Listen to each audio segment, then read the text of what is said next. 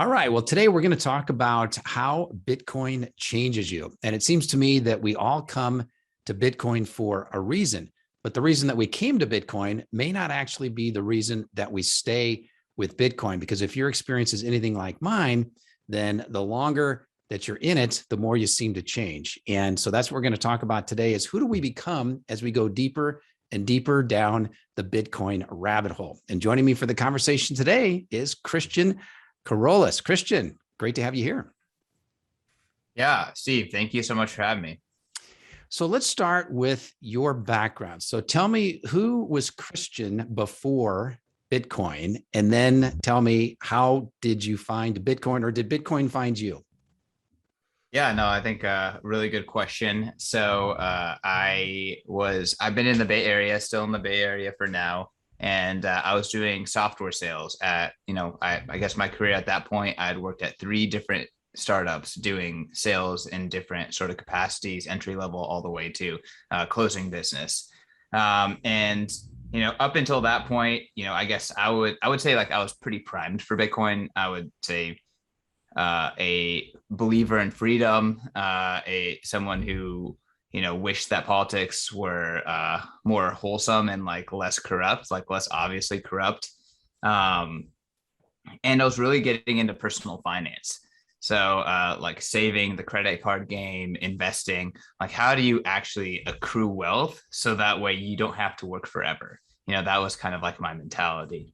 And 2017, I was working at a startup called Reach Analytics, which is a predictive marketing company doing sales. And I was, taking a walk to the local deli to get a sandwich for lunch. And one of my good friends from a previous company called me and she was like, man, you got to get into Bitcoin. Like this thing is like going to the moon. It's been the best investment I've ever made in my life.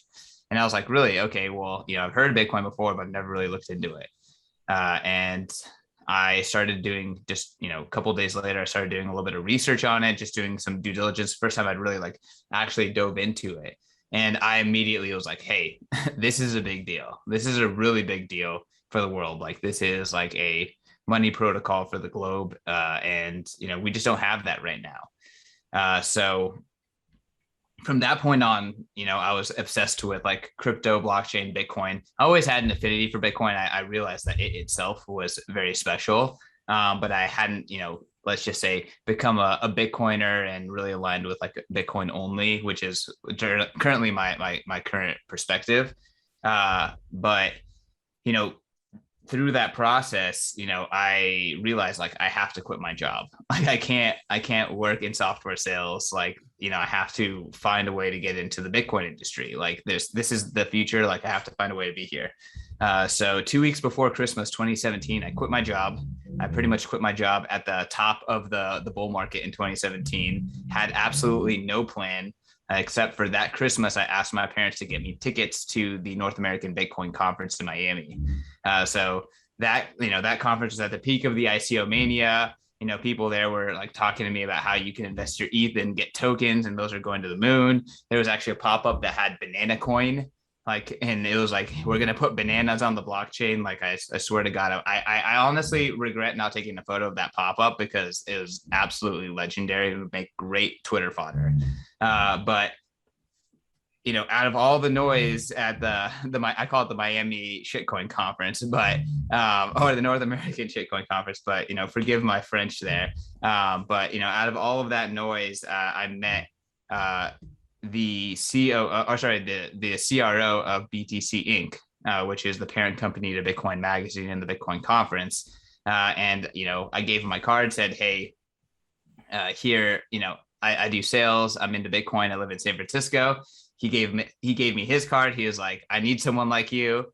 Give me a call back. So 2 weeks later, I was hired, and I've been here since. So I started doing at Bitcoin Magazine. I started doing event sales. So we used to do an event called Distributed. So I did an event called Distributed 2018, Distributed Health 2018, Bitcoin 2019, Bitcoin 2020. And then COVID hit, made Bitcoin 2020 actually, it didn't happen. It was a victim to COVID. And out of that, we kind of reshuffled our team. We got a lot smaller. Let's say we we reorganized, and I came back, as a multimedia podcast manager, on the content side for Bitcoin Magazine. And since then, I've actually, risen within the ranks at Bitcoin Magazine. Now I'm the managing director. I, kind of lead the entire editorial and business brand vision for Bitcoin Magazine, and have done an enormous amount of recruiting and building out a team. We've gone from like 3 people to 35 people running Bitcoin Magazine since the COVID collapse of 2020. So a magnificent rebirth. And for me, how have I changed? I went from just your average day software salesperson to now I have the opportunity to work for a dream company. I do something I love every single day. I find a drive to, be productive greater than I ever have, bigger network than I ever have. I was kind of talking about how, being in the Bitcoin community really demands the best of you, but there's just so much competition and so many bright people sharing ideas about Bitcoin that if you want to actually make an impact, you need to really step it up, and you need to constantly be thinking about like, how can you add to this ecosystem?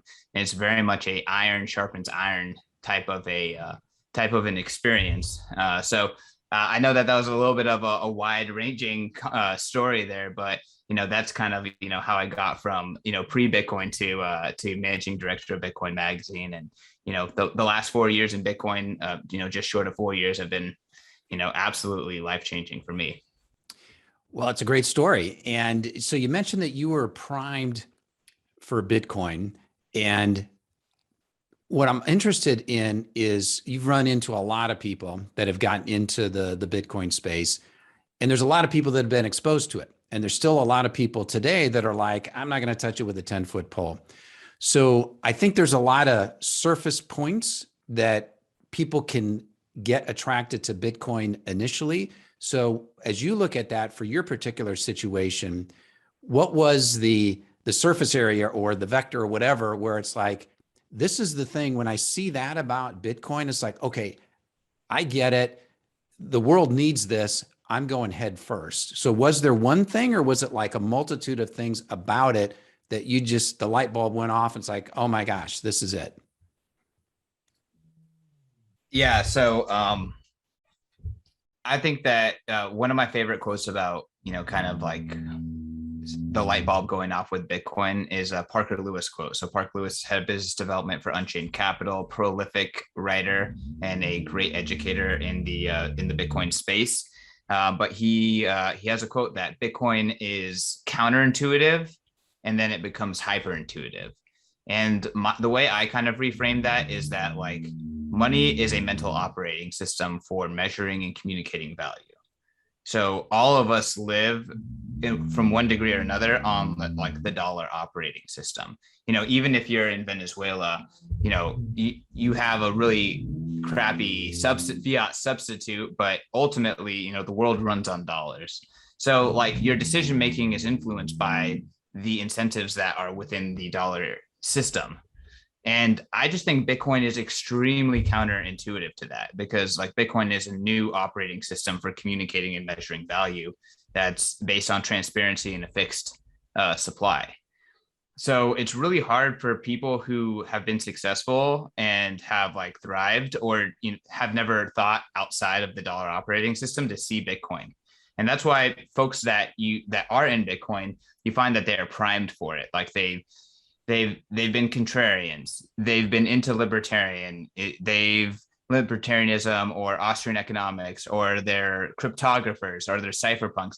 They've been able to see, past the mystery of Bitcoin, and then, go deep enough the rabbit hole that they emerge on the other side, kind of enlightened with this new operating system for value. And then people who really get Bitcoin, they understand Bitcoin's not risky. Like Bitcoin's actually like probably the safest thing on the planet in terms of like, it's robust, it's decentralized, it has very, very strong property and assurances, and very, very strong, robust security. And in a lot of measures, it's undervalued. Whereas you look at everything else in the current financial system. It's extremely expensive. So, that kind of conviction really comes from understanding Bitcoin on a like mental operating system level.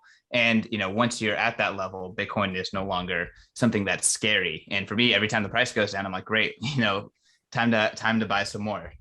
So that's kind of, my mentality there. But just to go back to, this is a great image from Anil Said So, a contributor to Bitcoin Magazine and a great educator in the space. But obviously Bitcoin, the asset, has a lot of different facets to it. But for me, like, to get back to your question, which is like, what about it, or what about me helped me see Bitcoin? And I was really, really lucky, to be honest. I had a younger brother who's a doctor now, who's much smarter than I am.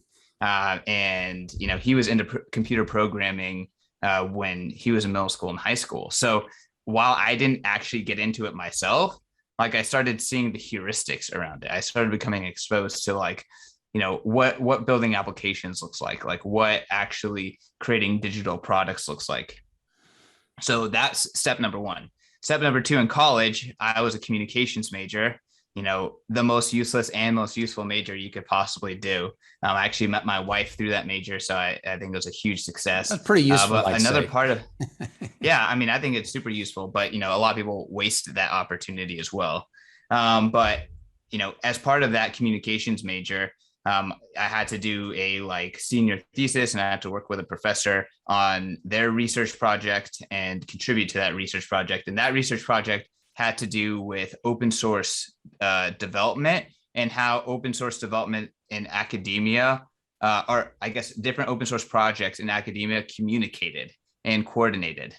I went to conferences, interviewed people, pretty much faked it till I made it, but a lot of it rubbed off on me. And I started like really kind of like understand like why open source, like how this stuff works, what like forking looks like, how to avoid forking and keeping people on the same repo, all this kind of like stuff that was really like a big part of the conversation in 2017 with the Bitcoin fork wars. And then on top of that, I already mentioned my, let's just call it my philosophical alignment with being a little bit more freedom oriented and libertarian oriented, and my interest in personal finance. So I hit on so many aspects of like where Bitcoin is. I'm generally a multidisciplinary person. Like, when I saw Bitcoin, I saw it immediately. And then on top of that, forks were happening, ICOs were happening in 2017. I was working for startups, and I just saw, how many shitty startups there were, and like what funding looked like for them. And I just saw these shitty startups getting 10x more funding because I had a token. And I was like, something doesn't make that sense there. So I was able to avoid the ICO and altcoin mania pretty quickly. So I don't know, again, really roundabout way to answer your question, but I was lucky, man. I was extremely primed for Bitcoin. And that's why I went from like Bitcoin's important to like Bitcoin only in a matter of months in my journey. And then got a full-time Bitcoin job, within 6 months of that. So I moved really quick in this space. Yeah. Well, and so I've been in the finance background for several decades, but not from a libertarian or not from a in the Fed type thing. And so as I think about how I got attracted to Bitcoin, I think it was two things. One is the price kept going up. And so finally it's like, okay, what is this thing? Why isn't this thing dying? And then the second, and you mentioned this, you said a multidisciplinary background. And that is what absolutely intrigues me. And one of the things that intrigues me about Bitcoin is just how it touches so many different areas. So I put up this slide, and I want to make sure I give proper credit. So this gentleman's name, he writes for the magazine. Could you say him again? Anil Said So. Well, he's independent. He actually has a book, which is fantastic. And he creates amazing slides just like this to explain Bitcoin simply. But he has contributed to Bitcoin Magazine. Yep. One of his best pieces was Bitcoin and the Printing Press. So highly recommend that all of your listeners read that. It is a wonderful mental model for, kind of putting what Bitcoin, the network, and Bitcoin, the asset, mean in terms of the context of history. And, I would say what the printing press did for literacy around the globe, which is like it established it and made it like a necessary skill, Bitcoin will do to financial literacy. Like, we live in a financially unliterate world where the high priests of money, the central bankers, control all of our activity. So what did the printing press and being able to have literacy do to the world? It created individual freedoms. And Anil has made the connection in his article about how Bitcoin does the same thing from a financial literacy perspective. Yeah, and what I want to explore here for a few minutes is we're looking at this graphic that Anil has put together. And again, I mean, a lot of people still think that, well, it's just hot air, it's just kind of made up, blah, blah, blah. But there's really, as I dug more into it and really started to understand it from both from an intellectual standpoint, but also from a social phenomenon standpoint, and how does this thing spread, and looked at the different components of Bitcoin, both the asset and the network, and how they mutually reinforce each other, and they have the checks and balances, and they create this positive loop that over time we've birthed this new asset into existence. And so I'd love for you to just comment a little bit. And for those of you that are watching the video here, you can see this, but basically we've got 5 circles here. And these 5 circles are money, incentives, networks, innovation, and hardware. And then some of them are overlapping. And so basically we're showing that the circles that overlap for Bitcoin, the asset, which is what, quote, people are buying, and then the circles that overlap that are Bitcoin, the network. So if you could just comment a little bit about the asset versus the network, and maybe how all of these are reinforcing each other to create something that is unkillable. I know maybe this is a big question and we could, spend hours talking about it, but maybe just this model of how this is all working and how there's so much more behind it than just this number's going up and people are speculating. Totally. I mean, again, I would say on a surface level, the speculation is Bitcoin's ultimate marketing. So that's like maybe the most shallow thing about it, but it's the ultimate signal. This is important. The world is screaming at it. This thing is important. Pay attention to me, because the price is just going to the moon. With that being said, though, Bitcoin is deep. I think that it's pretty fair to say that like Bitcoin is anything but hollow and shallow. Bitcoin is so incredibly deep, and it's tied into so many like multidisciplinary aspects of history and society and philosophy, that the rabbit hole is almost endless. And that's like one of the most interesting things about Bitcoin, is that it codifies things that human beings have been like learning and optimizing for millennia. Like it codifies human rights that were established in the Declaration of Independence in a way that distributes it across the globe, and makes it completely open for people to touch into. And I think that that's what a lot of this shows is like, okay, one, there's Bitcoin, the asset, but Bitcoin, the asset is ultimately tethered onto this network of computers. Like it is a real physical network of hardware distributed across the globe, burning real energy and contributing real economic activity, and verifying real economic activity and supporting real economic activity. So like one, Bitcoin codifies a tremendous amount of wisdom, but 2, that network itself is extremely real. And how it all comes together is Satoshi Nakamoto, the founder of Bitcoin, the inventor of Bitcoin. He tied together so many different like things that had been worked on for 20 plus years with computer programmers, known as the cypherpunks. And these computer programmers had been learning lessons onto like how to create a digital cash system, and there's failures because of centralization. There's failures because of inflation. There's failures because of being unable to distribute the printing press. And, as these experiments kept kind of coming together, Satoshi, found the missing pieces effectively to make it all come together, to make a hardware network system that has the incentives put together in order to make money that was uncontrollable by any central arbiter. And it touches on all of these things. It uses so many lessons from history, whether that is like history in millennia, or whether that is like history and cryptography and computer engineering and software engineering. And now in terms of Bitcoin and hardware, where Bitcoin touches hardware, we are seeing, Bitcoin being the accelerant for some of the most cutting edge silicon development. Like it is like now there is a massive financial opportunity in new types of data center design and finding new levels of efficiency in terms of storing and operating chips, in terms of cooling chips, in terms of transporting chips. Bitcoin is incentivizing from a hardware perspective, is just kind of like one, Bitcoin codified like all of this kind of like historical wisdom, but because that historical wisdom is now kind of codified and built into a network of incentives, we're seeing on the other end of it, innovation in hardware, like real innovation in meat space. And again, if you look at Bitcoin as a hardware network, it is the most powerful hardware network on the planet. It is the most well-incentivized distributed computing stack in the world. It has gone from zero to over $1 trillion faster than any security or coordinated group of people ever.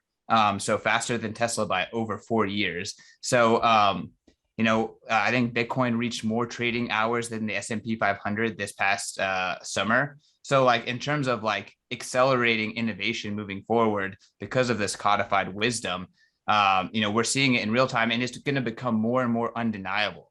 Like you had to go through the process of learning about Bitcoin and going down that rabbit hole, but like in the very short future, all of these benefits will be undeniable, and people who don't embrace the benefits, it'll be like in the Cold War days, why did capitalism win? Well, guess what? All the capitalistic countries were thriving and doing well and had abundance, and all of the communistic countries were, having horrible social issues, lacked abundance, lacked efficiency, and it's like there's a very crass Bitcoiner meme. It's called "Have fun staying poor," but truly, if you don't switch to capitalism, have fun staying poor. Like that is going to be the reality of entities that don't embrace Bitcoin. So we're talking here about some of the incentives of the system. I've got another slide up here, and I think part of this comes from, Unchained Capital. But let's talk about this feedback loop here, which is helping to essentially, bootstrapped Bitcoin into existence. So basically, we've got a multitude of incentives here, again, all reinforcing each other. So we've got the limited supply, the fixed supply of 21 million Bitcoin. So that creates this scarcity, which tends to lead to an increase in price, which tends to draw in more buyers, which then helps make the network more secure as we've got more miners then come onto the scene, which as we have more, the price goes up and the miners get more profitability, draws in more miners, makes the network even more secure. And then demand continues to increase as the price goes up. We think it's a store of value, and it just keeps going round and round and round. And so to me, again, I think it's fascinating how all of these pieces came together to reinforce and make it stronger and stronger. And I mean, people have said that it's like Bitcoin is like a living organism. And I think what happened here in China here in the past few months, when China, for the umpteenth time, basically tried to ban Bitcoin, and most recently they kicked all the miners out, and we know that more than half of the hash rate was there in China. But look how it just morphed and how they quickly shut down. They moved around the world. A lot of them came here to the United States. And I think as we're having our conversation today, the hash rate is getting close to its previous all-time high. So to me, that's a perfect example of this migration of the miners, of just how you can't kill this thing. And by design, the incentives are in there to keep this thing alive and keep this thing morphing and adjusting as need be to continue to grow. So I don't know if you have any comments on that, but I find all that pretty interesting. No, I completely agree. Like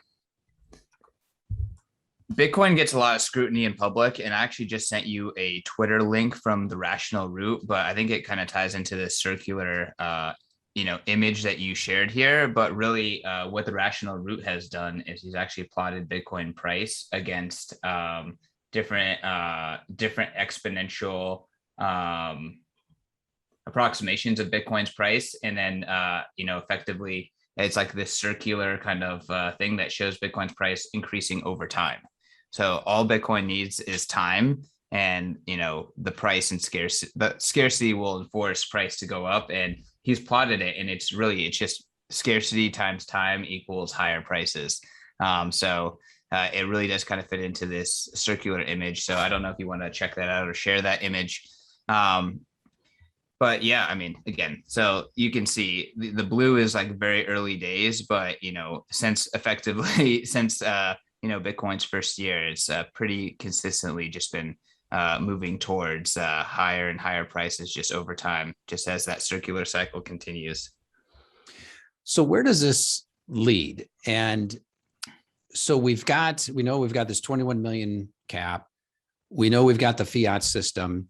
So where can this thing go? Can Bitcoin and dollars, can they coexist? Are we eventually going to get to hyper Bitcoinization? I mean, where's this thing going to lead? What's kind of the end game of all of this if Bitcoin continues to grow and grow and grow? Yep. So really quick, let's just talk about China really quick. So what happened in China? China's always banned Bitcoin, but they haven't really banned it until this time. And we can tell because we saw the hash rate completely dump, like you mentioned. And again, if you were to think what this puts into context, like this, effectively the second most powerful nation in the world tried to kill Bitcoin, and they had 60+% of the Bitcoin hashing power on soil, and they had all the manufacturers producing the Bitcoin computers, on their homeland, and they could not kill it, right? And if anything, within if you weren't paying attention to the news, you were just a Bitcoin user, all you noticed that fees went up a little bit, and that it took a little bit longer for fees to be or for your transaction to be confirmed. That lasted for about 10 days. The difficulty adjustment came into place, and then we're back to normal activity. And since then, we've seen that hash rate has moved away from China and is actually decentralized into different parts of the planet. We've seen the rise of the US as this kind of like capital of hash today, but we've also seen a lot of flow over into Russia, Kazakhstan, Ukraine, and I guess let's just say the test that was China was kind of overcome flawlessly by this decentralized network of incentives, and it really gives you a lot of confidence that if another powerful country were to try to take down or ban Bitcoin, that Bitcoin would actually not just survive it, but actually get better. And there's this concept from Nassim Taleb, who is a famous Bitcoin hater these days, but this concept is of anti-fragility. So what's the difference between robustness and anti-fragility? Well, robustness is hard to the hard times, right? You can handle tough times, you're robust. If something is anti-fragile, it actually gets stronger through the hard times, through the velocity and the what's the word? Not velocity, volatility. So the volatility and the destruction, the hard times actually makes Bitcoin stronger. It makes the hash rate less concentrated. If you ban Bitcoin trading, the trading activity, yes, the volume goes down, but that trading activity goes underground, right? It goes peer to peer, which is much more difficult to squash. So Bitcoin is truly anti-fragile as this computer network. And, the next boss is the US per se. We're all Americans. We're rooting for America. We think America is the home of the free, but the next boss is the US in terms of that next big entity that, Bitcoin has to assert dominance over to some degree. And I think that this ties into your question. Can Bitcoin and the dollar, coexist? I think that, before it's only Bitcoin, it will be Bitcoin in the dollar and no other fiat. And then it will be only Bitcoin. How long does that take? I don't know. It could take a while. I think that there's a much higher strategy of the dollar integrating with Bitcoin than the dollar just completely dying. Mark Goodwin at MarkGoodW_IN on Twitter, he wrote an article for Bitcoin Magazine called The Bitcoin Dollar. And it's this idea that the dollar has always been backed by something. So first it was gold, then it was oil. And now he thinks that Bitcoin is creating this ultimate energy collateral that, eventually the US will be forced to back the dollar with and find a way to use Bitcoin as a way to, effectively maintain the dollar's place within the world. The dollar also has massive network effects. And for the majority of the world, it's the best money that they can get, that they want to get to. I think as the dollar and the Bitcoin ecosystem kind of like continue to grow, there's a lot of room for dollars to land grab against other fiat, but there's also a lot of room for Bitcoin to grow too. It won't be until Bitcoin is pretty much equivalent size to the dollar that we really see like that next kind of like flush into just everyone moving into Bitcoin, because why would you use the dollar if it doesn't even have monetary network effects over Bitcoin? But again, like that's a clowny world. Like it's difficult to imagine like what the incentives are going to look like in that kind of a world. Right. Well, and the other thing, really kind of the theme of the conversation today is like, how does Bitcoin change you? And one of the things that I've noticed is this concept of low time preference versus high time preference. And so people that are on a fiat standard are basically on a high time preference, which means I just want to spend. I want to take on debt and spend. It's like current consumption because my dollar's getting inflated away. And then we've got low time preference, which is it's about savings and it's about, I guess you could say, dematerialism or deconsumerism, where I don't need to buy a whole bunch of stuff. So I love your comment on this concept of low time preference, high time preference. So maybe give a better definition than I just did of it. And then how does that apply to people that adopt a Bitcoin standard? Does that change their consuming preferences? How is that going to affect the economy? And ultimately, is that a good thing long term?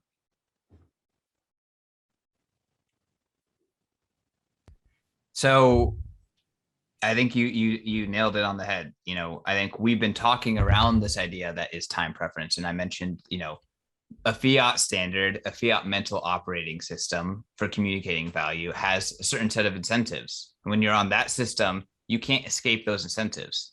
And then vice versa, a Bitcoin standard, a hard money standard, a 21 million fixed supply transparent standard that has no bailouts, like that has a different set of incentives, and it's people operating in that system will function differently. And really, what we see with central bank policy is that it is their mandate for you to have a high time preference. They want you to work more and spend more to stimulate the economy. That is their explicit mandate. So if you were to say that another way is, I guess the mandate is achieve full employment and 2% inflation. If you were to say it another way, it's, their mandate is to ensure that you spend all your time working and to make sure that your money inflates fast enough that it incentivizes you to spend it faster than you normally would. Effectively, they tax your savings in order to ensure that you spend the money while it's still valuable. That's their mandate. Like, I know I phrased it in a much more insidious way, but when you understand that that is their mandate, like, it makes sense that, like, hey, if you're operating on that system that is designed to do that, then guess what? You're going to probably, I think Pierre Richard calls it a high velocity trash economy. Like, we create a high velocity trash economy. We have this world where you're buying plastic crap that you don't need. You're going on trips you don't need. One of the hottest industries in fintech right now is this buy now, pay later industry. So like that is like the most like, get it now, pay for it later, just take on debt. Like, if you look at just saving behavior in the US, all-time lows. If you're looking at debt in the US and across the globe, all-time highs. Like, that is the definition, in doctor, kind of just like built into, I guess, like, that is the definition of high time preference, right? Like, and if you want to say, like, how do you truly know a person? Like, look at what they spend their money on. Well, like, that's what their money kind of enforces them to do. Versus now you talk about get onto a Bitcoin mindset, right? Again, Bitcoin has all of these features. One of them is a fixed supply. One of them is that you need to own it yourself because you can't trust people with it because it's a fixed supply. There's no bailouts. It's final. And if you mess up, it's final, right? And so what that does is it brings back to some degree personal responsibility that was gone, because you have to have personal responsibility to use Bitcoin correctly. You have to be self-sufficient to use Bitcoin correctly and to have all of Bitcoin's features. And your Bitcoin is going up in value over time.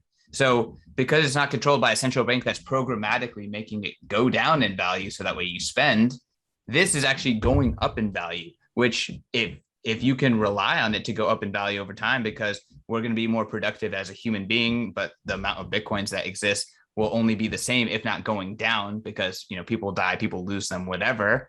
Your Bitcoin theoretically, if it does become the standard, will always be going up in value. So what does that mean? Well, in practice, you're probably going to buy way less crap that you don't want. And I think that, you know, it's so much for me just saying that as being, you know, a Westerner and I'm privileged and I don't know what it's like to be in a third world country or all this stuff. But I was in Miami a few weeks ago for the Human Rights Foundation's event called the Oslo Freedom Forum, and had a Bitcoin section. And Mike Peterson, who is the founder of Bitcoin Beach in El Salvador, which is a social experiment where they created a circular economy, a actual full circle economy using Bitcoin in a tiny village in El Salvador. That was the impetus for now Bitcoin is legal tender in El Salvador. But that was kind of like the first like real life experiment that you know, laid the groundworks for Bitcoin becoming legal tender. But Mike was saying, you know, now that people had access to money that was going to go up, and, you know, they could rely on to hold and actually give them more spending power into the future. Like the kids, they weren't buying that soda. They were skipping lunch. They were actively trying to save to improve their lives. And you see people like the lady down the street owning a restaurant who was never able to make repairs. Now she has a truck. Now she's using that truck to build another location and service it. You know, the old guy who had crooked teeth, he could never save. And now that Bitcoin is in his life, he got dentures, right? And like these more like long-term thinking things that like it takes giving up the soda. It takes giving up the pupusa. It takes working that extra hour, you know, in order to get it. But Bitcoin actually, as a money, incentivizes you to do it because you can look further down the line. You can look at that bigger purchase. You can focus on something that is not immediately gratifying you. So I know that, again, I keep going on these like really long-winded answers, but I hope that, you know, that kind of paints the picture. Maybe it's because I'm asking interesting questions. Yeah, no, I'm enjoying the conversation. So Jimmy Song, who I know you know, he just tweeted out earlier here. He said, "Fiat is all debt. Debt brings consumption forward. Bitcoin is saving. Savings delays consumption. Which do you think conserves the environment?" And so I thought that was a really interesting tweet, and it ties in with what we're talking about here, where when you're on a Bitcoin standard, then you want to save for the future. And if you save for the future, like you say, we're not buying all this crap. And so we're not producing all this crap, which is hurting the environment. So I'm not sure a lot of people really think of it from that angle, but any comments on Bitcoin? As I know the environment and Bitcoin is a big issue, but I'm not sure how many people are talking about Bitcoin as a way to save the environment because we don't buy all this crap that takes up a lot of energy and pollutes the world. No, I mean, I think it's completely correct, right? We are living in a high velocity trash economy where we're producing trash at a high velocity that we don't actually want, and consuming things we don't actually want because we're being incentivized by our monetary overlords. And again, I already explained how it is in their mandate. Their public mandate says that they must do this. Like, you know, it's not a secret that this is what they are doing. So I think Jimmy Song is completely correct. And, you know, there are a lot of climate activists that I've lost a lot of respect for because they have shown that really what they are is they're just fear mongers. And not to say that there isn't a climate emergency or that we're not destroying the planet, but the reality is that it is the fiat system that is occupying and dominating the world today. And the fiat system is forcing the misallocation of capital that is destroying the planet today. And if you were to look at Bitcoin's energy usage in a bigger picture of all total energy usage, it is marginal. It's 0.001% of all energy usage. It's actually, there's more energy wasted in the construction industry by like 50 times than all of Bitcoin's energy. There's more wasted vented methane gas by 200x than the energy that is currently powering the Bitcoin network. And Bitcoin is the incentive to stop that waste because you could be making money by mining Bitcoin with that wasted gas. You could be making money allocating those resources to data centers next to your buildings rather than wasting them in order to get more Bitcoins. Like that's the ultimate long-term game of Bitcoin, is all unused energy is going to be allocated to a useful purpose, or it'll be allocated towards Bitcoin. That's it. So nothing will be wasted. And, that's a clean universe. That's a clean world. And, again, when you look into like one from a energy and a material utilization perspective, Bitcoin really like eliminates waste. But from a demand of stuff perspective, Bitcoin in the users of the money, in the people that live on this planet, Bitcoin implements a lot higher time or a lot lower time preference, which, again, incentivizes them to not buy as many things, to not go get the plastic cup Frappuccino, to skip on maybe the third car, because guess what? That third car can buy you generational wealth in 20 years in Bitcoin, right? Like these kind of mental calculations start happening. And then if you expand that to the whole globe, like it completely rewires all economic activity. So like all of your assumptions of how the world operates today, you have to throw them away when you take into account like what the new incentives are in the Bitcoin system. And again, I don't think that you can save the planet on the fiat standard. I don't think that centralized decision making can save the planet. I think it's actually only going to destroy the planet worse. I think that you need a market to save the planet. I think that you need true pricing signals. I think you need to solve a lot of like underlying issues with how we communicate and allocate value across the planet to save the planet. And I don't see another solution other than Bitcoin. Like Bitcoin is the only real solution to save the planet. It's the only real solution to the high velocity trash economy that we live in, because, Bitcoin makes that unaffordable. You either have a decree or you have markets, and, Bitcoin is a pure market solution. So I like to look at things at the extremes. So taking something like Bitcoin, I like to extrapolate out and say, okay, this thing, we get hyper Bitcoinization, it's worth 100 trillion or 200 trillion dollars, some huge amount. It's taken over the world. So then what does our world look like? And I think you were just starting to touch on that a little bit. So let's think about that for a moment. If Bitcoin does go that big, we have a lot of people who are worth a lot of money. And some of the things that I've seen is people say, I just want to get enough money that I don't have to work anymore. I can buy my ranch and I can have my family and I can fish and build furniture or whatever. What happens if a lot of people become really wealthy and they're no longer, quote, working in the workforce to provide things that other people might want to purchase that aren't qualified to build themselves? So how do you think about how this might affect the workforce if all of a sudden we have a bunch of really wealthy people that don't feel the need to go to med school and become a doctor, or to go work in a factory and help build a car, things that we think we're still going to need in a Bitcoin standard type world?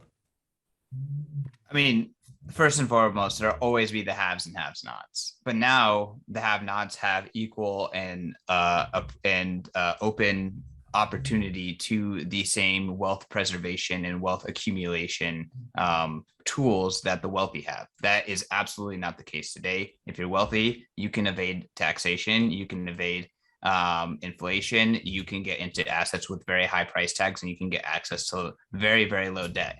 On a Bitcoin world, that's probably not going to exist anymore. Debt, there's a very good chance that debt doesn't exist in the Bitcoin world. If it does exist, it's very much circle of trust, and people would prefer to sell equity rather than take on debt, because again, you never know, what a deflationary world actually looks like.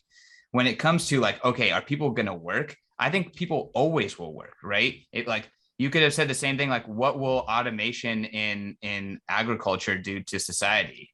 What are all these people going to be doing? And it made them better. It made it so, hey, you can go and have more self-actualization because you're not laboring in the field all day.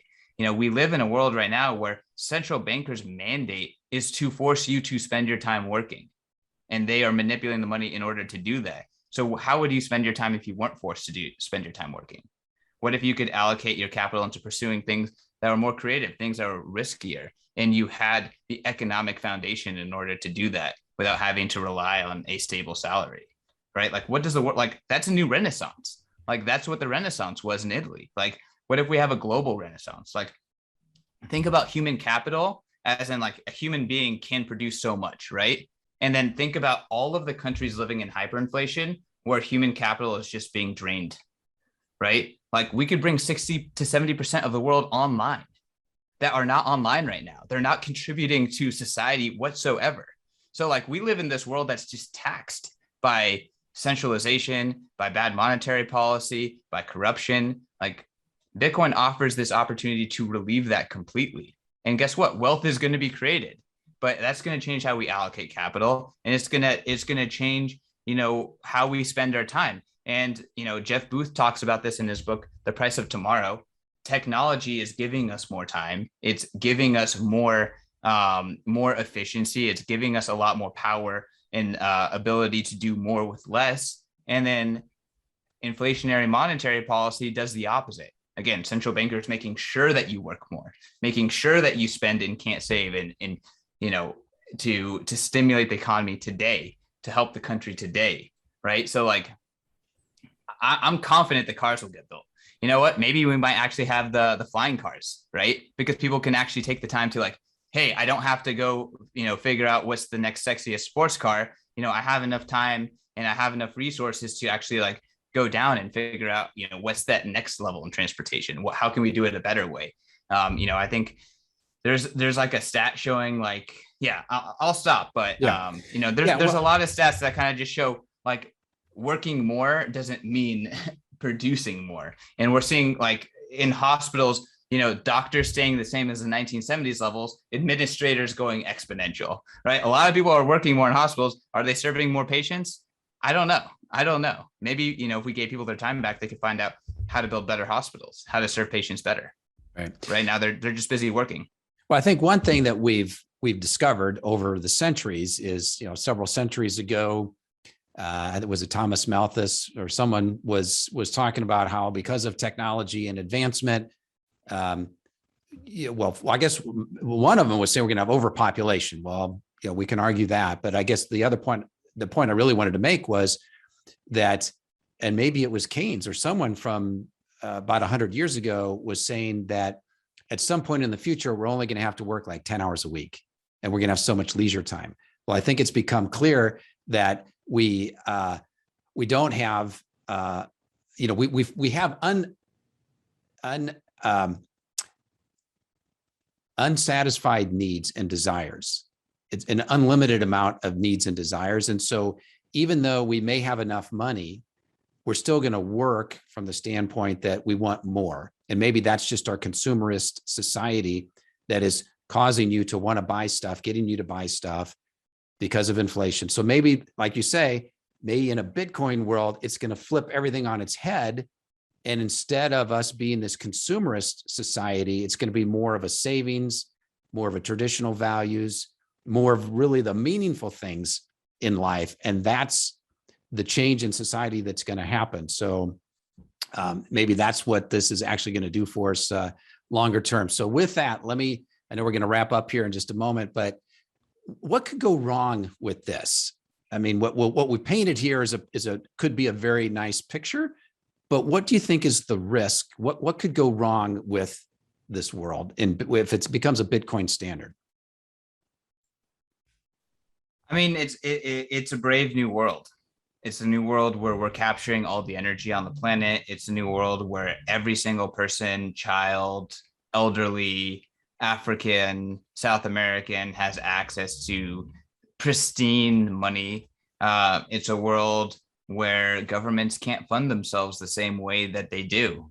I think that this world absolutely, we are at maybe a peak of the industrial age, and we are maybe entering into a valley as we, go into that next peak of the information age, and what the abundance that digital scarcity can unlock. But I think in that valley, that's where the trouble lies. Like that's where, the nuclear codes can get hit or whatever. Like we don't know. We don't know. So I think change is hard. I think the biggest risk is the in-between time between, the moving from the old guard to the new guard. I don't know if you've read the book, The Sovereign Individual. I have. Yeah, so that's one of my absolute favorites. And I think that they do a really good job of like painting what hyper Bitcoinization looks like. I think it's a book about hyper Bitcoinization personally, although Bitcoin is not a focus. Bitcoin actually wasn't even invented when the book was written. It was published in 1997. So I think that's what Bitcoin came out in 2009. So that was a whole 12 years before Bitcoin. But yeah, I know that I think that was a flaky answer. But we just don't know. And I think that there's going to be a lot of turbulence between here and there. There's going to be a lot of quote unquote bosses on the way to hyper Bitcoinization. And again, like we've never had a planet operating on a system like this before. So we're really in uncharted territory, although all the Bitcoin philosophers out there think that it's going to be really good. That's for sure. Well, we live in interesting times. I guess that's the old Chinese saying, and there's no doubt about that. So hopefully I live long enough to see how all of this unfolds over the next decades. Yeah, you mentioned The Sovereign Individual. I have read that, and I know that's a really popular book in the Bitcoin circles. I'd love to have you back at some point and have a deeper conversation about that, because I definitely have some observations on it that might be a little bit different than a lot of the Bitcoiners are thinking about. So it could be fun to have a little bit of a debate about that. But great. So I know we got to run here. So tell me about Bitcoin 2022. I was at Bitcoin 2021 in Miami, and it sounds like it's going to be 3 times bigger. Yeah, no. So thanks for bringing it up. So I guess let me just talk about BTC Inc. because I haven't talked about, what we do. Yeah, but, sure. BTC Inc. We are striving to be the ultimate Bitcoin company. We are BTC through and through, obviously our name and namesake, but also all of our activities. So Bitcoin Magazine is the ultimate cultural journal for Bitcoiners and documenting Bitcoin's, rise through history. The Bitcoin conference is the biggest Bitcoin event and cryptocurrency event in history. So it was started in 2019. Bitcoin Magazine went from covering all crypto to just being Bitcoin only. And when we made that decision, we launched this conference. 2019 in San Francisco, it was 1,300 people. And then 2021 in Miami this past year was 13,000 people. So you went to the 13,000 person event. It was a Bitcoin cultural festival, more than just, an industry conference. It was a lot of fun. Tons of enthusiasts, tons of business people. I believe that the strike integration in Twitter was something that came about because of that event. And President Bukele announced that El Salvador was going to make Bitcoin legal tender at the conference. So, of course, that's such an amazing high, biggest Bitcoin and cryptocurrency event in history, a country, making Bitcoin legal tender on our main stage, but we have to do it bigger and better with Bitcoin 2022. We're going to be going to the Miami Beach Convention Center in Miami Beach, Florida, April 6th through the 9th. And again, we are planning a 4-day festival, not an industry event, not a conference, but a 4-day Bitcoin cultural festival. Day 1 is the industry day. So the industry day is more focused for, the businesses, B2B. There's going to be, activities for high net worth individuals. There's going to be business pitches, startup pitches, stuff like that. So it's, really, it's a day that is focused for people who are in the Bitcoin industry, core developers, that kind of stuff. And then we have a 2-day conference, day 1 and 2. That's going to be very similar to what you experienced at Bitcoin 2021. And then we're closing it out with a full blown cultural music festival on the last day called the Sound Money Fest. So that is going to have some real awesome headliners, mainstream headliner musicians that are all into Bitcoin. There's going to be no talks, but Bitcoin 2021 had an amazing art gallery, and we're going to take that, 3, 4, 5x bigger. And that's going to be a big highlight. And there's just going to be, it's going to be a great time for people to just network and hang out in Miami. It's going to be the perfect weather in Miami as well. Not too hot like in June for Bitcoin 2021. So it's going to be absolutely fantastic. So I just talked about the conference. I shielded a lot. But BTC Inc., we also have a hedge fund. and that is a Bitcoin denominated hedge fund. So we have a strategy to beat Bitcoin returns, and we denominate all our returns against Bitcoin. So, we're not returning X percent in dollars. We're gonna, we focus on getting our clients returns, at least using Bitcoin as a benchmark.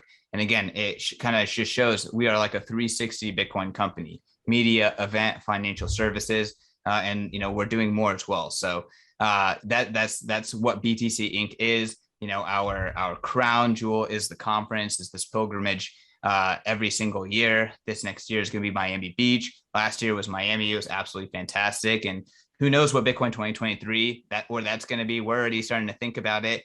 But we are here to create amazing experiences for the Bitcoin community, and to again document Bitcoin's rise. I think you have decent amount of conviction in why Bitcoin is a solution, and we do too. And we just we want to facilitate the Bitcoin community to continue to move that forward as quickly as possible and have a fun time while doing it.